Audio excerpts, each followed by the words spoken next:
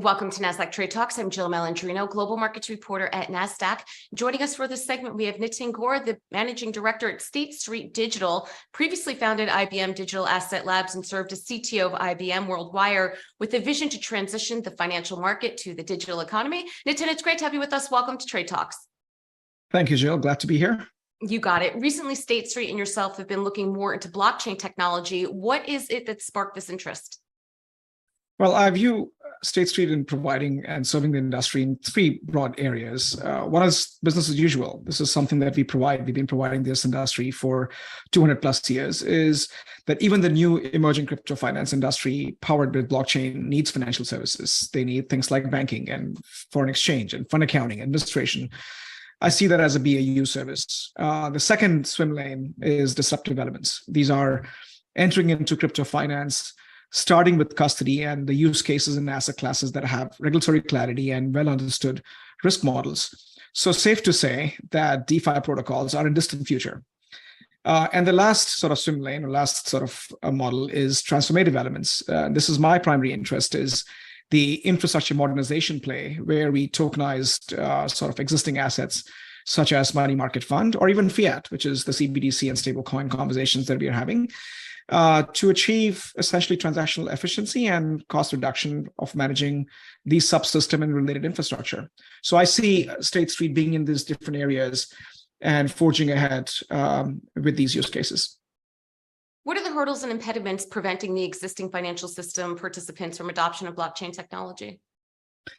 Well, one thing which I've been actually heads down and we all have been focused on is integration to various core banking and accounting systems that manage our existing financial institution. And these are systems like, for example, treasury management systems or accounting book of records or investment book of records, custody book of records. These are core systems that manage sense of ownership. And so when you look at blockchain itself and DLT itself is a ledger, it is a system of record. So we have to sort of reconcile these two subsystems. The lion's share of financial industry relies upon reporting and financial infrastructure that need to be governed, need to be adhered to existing sort of regulatory framework. And so my focus now is to be able to provide a link between the older system, which is messaging based, and the newer system, which is tokenization based. So I've been talking a lot about this focus on digitization to tokenization effort. And that, as to me, is the biggest impediment of the industry moving forward, I think. And you've also discussed the last mile problem a lot. Can you elaborate on what the last mile problem is? Yeah, so the last mile problem to me has two lion's share of impediments which need to be addressed. One is a harmonized operational framework, and risk and operational framework is central to any financial institution and its administration management. There's also a velocity mismatch that I talked about. The fact that most of the tokenized assets are in the realm of real-time movement of assets and real-time sort of financial system that's emerging, whereas the older financial system relies on messaging system, which oftentimes takes time to reconcile and time to be able to ensure that these systems, these messages are moving through the systems for the financial industry to be able to reconcile and recognize the movement of value.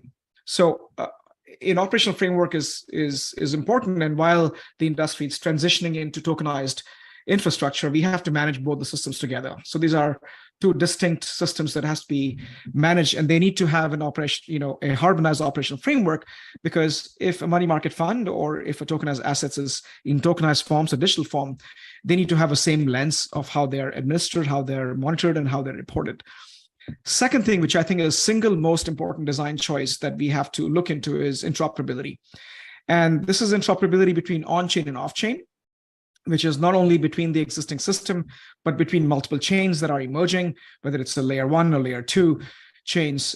It's all about the assets that reside on these chains, and how do we ensure that these assets are moving across various subsystems that sort of formulate our existing financial system. So between interoperability, which is on-chain and off-chain interoperability, and harmonized operational framework, I think is essentially the last mile problem that we need to solve for enterprise to fully embrace and adopt and take advantage of the blockchain systems that we talk about. So how do you see the financial system converging with blockchain technology? So in general, I see, again, from an on-chain perspective, I see slower adoption, both in terms of addressing interoperability, ensuring that for an end customer, it doesn't really matter and it's transparent. They don't really care if it's digitized finance or tokenized finance.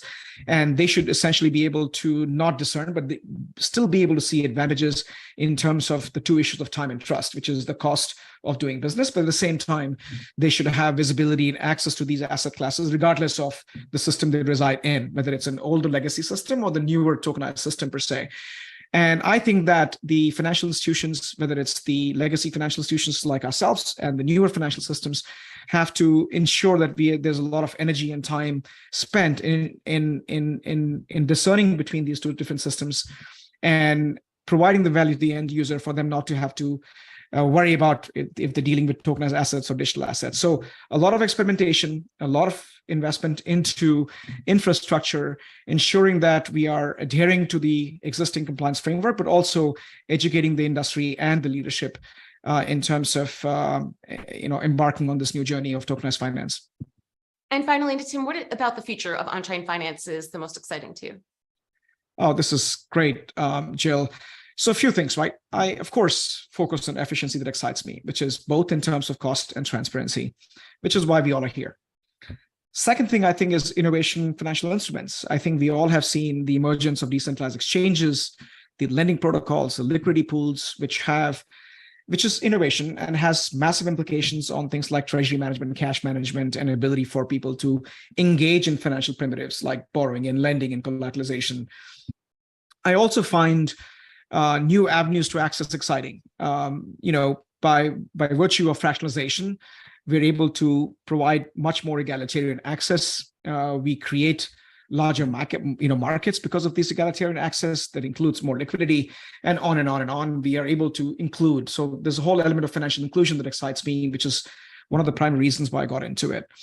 And I would say the last thing is transparency, which from my vantage point, attracts capital and makes compliance efficient while reducing costs. So on-chain finance to me is the future. But I think, as I described earlier, the last mile problems and where we are today, it has to be a transient path. We need to understand our existing financial system and slowly move that financial systems to on-chain system over time. And that's where we are working towards, I think, Jill.